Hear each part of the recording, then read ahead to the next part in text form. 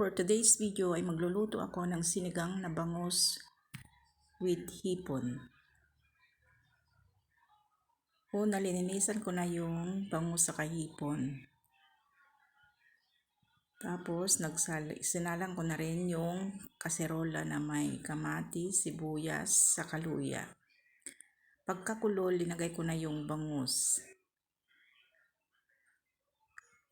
Bago ko linagay yung bangus, linagyan ko muna ng asin para manuot yung lasa. Pagkaraan ng ilang minuto, timplahan natin. Tingnan natin kung tama na yung lasa. Kung kulang pa, dagdagan natin ng asin at lagyan rin natin ng seasoning granules. Katapos nyan, sunod na natin yung repolyo.